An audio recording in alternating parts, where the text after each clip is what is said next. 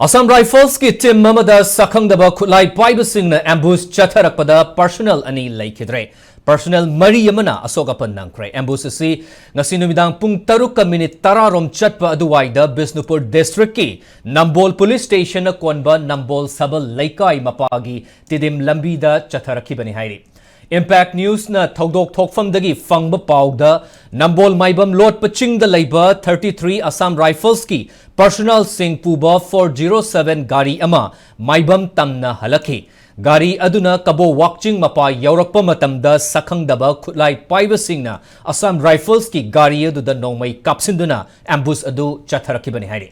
Ambush adu da gari adu gi mamang da tonglakpa personnel amaga gari maning da tonglakpa personnel amaga khudakta laikhidai. Aduga gari adugi driver yauna personnel marina asokapan nangki.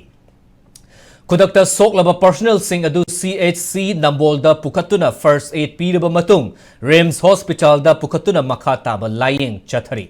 Ambush aduna Assam Rifles personnel sing na tonglakpa gari adugi mamang thangba tire anima kaiduna meter chamarom thautharaklaga road median da faijinduna laiki hairi.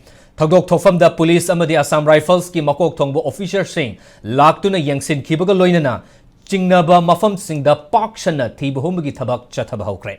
Hojik fawgi oina mi famni pungi pawdi laitri.